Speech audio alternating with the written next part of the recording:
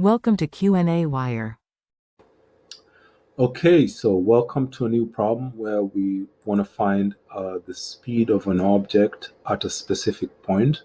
So assume this point is x equals to 0. The object is moving um, the mass of the object happens to be 5 kilograms. So we have an object right there and it's moving. Its mass is 5 kilograms. The force that's the net force on the object along the x-axis happens to be f of x equals to negative 12 newtons plus 0.300 newton meters squared.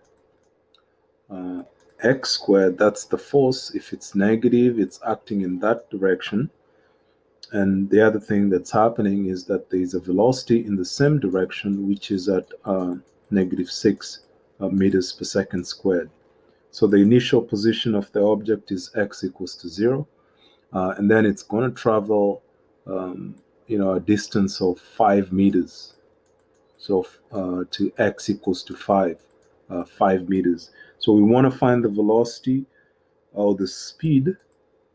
We want to find the speed at x equals to 5 meters. The first thing we'll do is we need to find the acceleration. Remember, the Newton's second law says that force is directly proportional to acceleration. The mass is a constant. We get an equation. So the acceleration is f of x over m. And we're going to plug in the numbers. So negative 12n plus 0.300 Newton meter squared, x squared all over m, which is the mass, is 5 kilograms. You divide those numbers and you get a value for the acceleration, which is going to be helpful in the next step in finding the velocity. So the acceleration happens to be negative 2.4 Newton per kilogram. And you can see why it's Newton per kilogram. And then plus 0.06060 Newton per kilogram meter squared. And then the x squared, and you can see why that's happening. We're dividing this side to the 5 kilograms and also this side to the 5 kilograms. And you end up with an outcome for the acceleration. Remember, in terms of definitions, and I'm going to do that on the next page, acceleration happens to be a time derivative of velocity. So acceleration is change in velocity with respect to time. This is sometimes called the instantaneous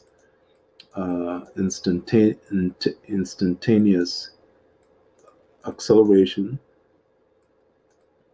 Okay, and this one is called the instantaneous velocity, as opposed to the average velocity. So this is instantaneous velocity. And also, this is instantaneous acceleration. This is also instantaneous velocity. And you can see from an algebraic standpoint, we can take ax equals to dvx over dt. And in algebra, if you multiply a fraction or a number by the same fraction, the numerator and denominator are the same. So it's almost like you're multiplying this whole fraction with 1. So there's really no difference, but for purposes of computation, this is going to be helpful in the process in solving the problem. So we'll shift the numerators, and so we're going to have a dx over dt. So what's happening is that this dx is shifting right here, taking the position of derivative dvx, and then this one is shifting right there. So we end up with dvx over dx, and this is equal to ax. This is dt, sorry. And remember, dx over dt is the same as the time derivative of the displacement, and that's usually the same as the velocities. The velocity is a vector quantity which tells us it's a change in displacement with respect to time. And so we can shift this and call it ax equals to vx times dvx over dx. All we did is change this one into velocity, which is the same thing. Velocity is time derivative of displacement. And then we're going to do some algebraic steps. Multiply both sides by dx, this side by dx, and this side by dx. So we have ax dx equals to vx dvx. If you think about it from a math point of view, this is an infinitesimal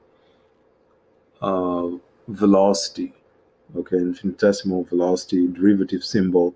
So dvx is you're deriving with respect to the velocity, and this one you're deriving with respect to displacement. It's going to help us get the integral. So in the next page, we have the two relationships. So vx, for the most part, this is a process. It's a math process. So we've shifted from the physics to the math. The initial part was to get the acceleration, and then to use dx over dx to rewrite the problem, to rewrite acceleration, such that we can come up with a new expression where we can isolate the velocity, and that's what we're doing at this step. So this is the vx equals to ax dx, and so we want to do the integrals on both sides. Okay, we want to do the integrals on both sides. If we do an integral vx dvx, we're going to end up with a certain function, which is an integral. But before we do that, we have to think about the limits of integration. Remember, the speed starts from, it's moving at -6 meters per second, and we don't know what the final velocity is. So this is vx dx. And on the right side, we do have the acceleration. If you go back, we solved for the acceleration. This is the acceleration. We're going to use it in this part. So it's the same as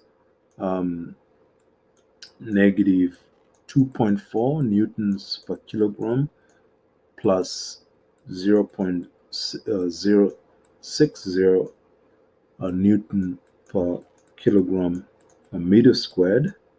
And then there's an x squared right there. We're deriving with respect to dx. So this is an integral, the limits of integration. Remember, this is displacement. We're going from 0 to 5 meters. Okay, from 0 meters to 5 meters. On the left, if you do the integral of that, you get vx x raised to so this is this is not x but vx is the variable, so I'm just going to erase that a little bit. Vx is the variable, so this is going to end up being squared over 2. And why am I doing that? Because remember, when you're doing the integrals, if you have x and you want to get the x to the n, you want to get the integral of that, you do x n plus 1 over n plus 1. But in our case, x happens to be vx. So this would be vx raised to 1, so plus 1 over 1 plus 1. And that ends up giving us vx squared over 2. And that's what we have here. The limits of integration is from -6.00 up until a vx, which is a variable in this case, so don't confuse it. On the other side, we're going to repeat the process. Remember, if you do the derivative, this one is x squared, so just make sure this one also is x squared, so we're fine. So we go back, and we're going to have -2.4 Newton per kilogram. And if we get the integral of that, we get x. The integral of x squared, recall, is going to be x cubed over 3. So we have x cubed over 3.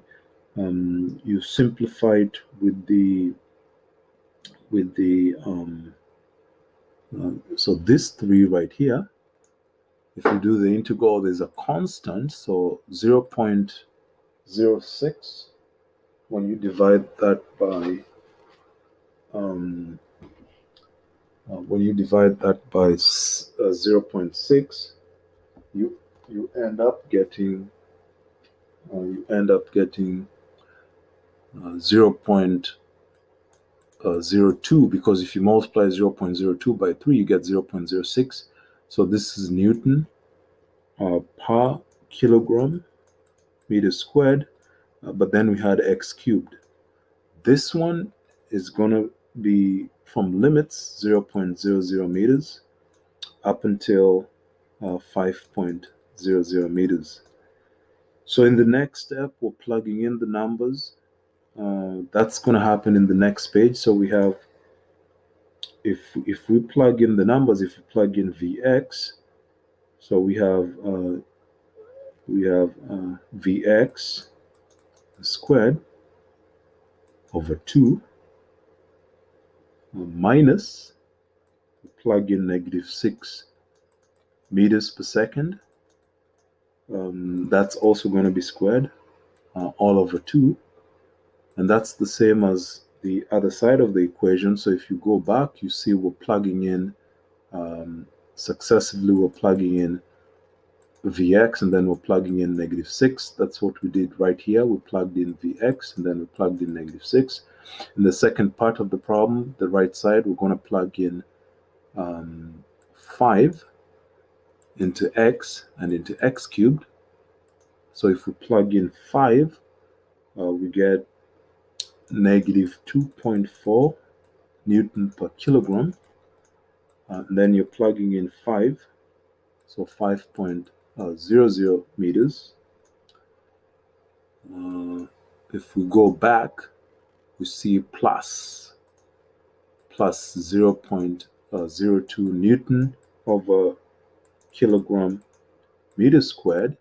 We're plugging in 5.00, and this is cubed because it's x cubed. As you can see, if you go back here, this one is x cubed. Remember this 3 that we had when we did the integral, we ended up with 0.06 because we divided the 3 into that. So that's why we have 0.02 right here.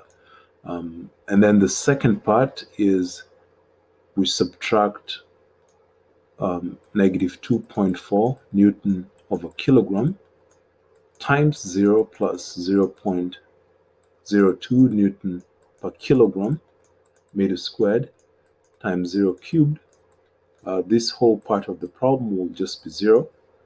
So then we continue with the simplification process, and we get to see that on the left side, we just have Vx squared plus 6 times 6 is 36, so 36.00 meters squared per second squared, because you square the meters and then you square the seconds, all over 2. That's what we have on the left side.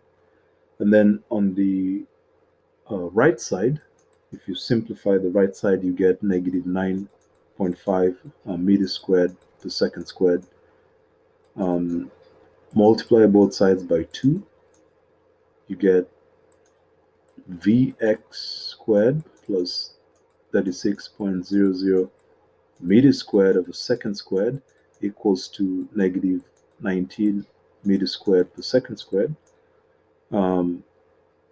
The next step would be bringing the 36. So remember when we squared this was a plus and there was a minus right there. So this one should be a minus. Okay, this one should be a minus. So this is a minus. Going to the next page, you get to see that we can now solve for Vx. So Vx squared equals to 36.00 meters squared per second squared minus 19 meters squared per second squared. If you go back, you see all we did is move this one to that side, and it gets it to a positive. And so if we want to get Vx by itself, we have to take the square root of the difference between those two numbers. 36 minus 19 happens to be 36 minus 19 happens to be gonna need a calculator for that. Yeah. Just to make it faster, 36 minus 19 becomes 17. So square root of 17. Remember, it's still meters squared per second squared. And then we get the final velocity. When you simplify that, you get 4.12 meters per second. So that's the final velocity of the object. So just a quick recap of what happened at the beginning. They wanted us to get the final velocity at 5 meters. And so we used Newton's second law of motion, which is F equals to ma, and we solved for the acceleration because we needed it into the second part of the problem. Acceleration is time derivative of velocity, instantaneous velocity. And so taking that relationship of ax equals to dvx over dt, we introduce a constant which is just equal to 1, and the purpose of doing that is to end up with a dx over dt just by shifting the numerator. So this one shifts there, this one shifts there, and so you end up with dx over dt, dvx over dx. But then dx over dt right here, that's the velocity. So we have a new relationship that we can process to solve the final velocity. So if you go back to the next slide, we have integrals. We're doing integrals on both sides of that expression, and the limits for the velocities from -6 to the velocity we're looking for, which is Vx, and then the limits for the displacement is from 0 up until 5. We simplify both sides of the equation, and in the next slide you see a continuation of the simplification process. Make sure that you always have subtraction in between, and that's what we have. On this side, the result is 0 because the initial limit of integration is 0. And so we solve for Vx in the last part, and we get 4.12 meters per second. Thank you very much. I hope you enjoyed the problem. Feel free to send in any questions, and looking forward to see you in the next problem. Okay, thanks. Bye.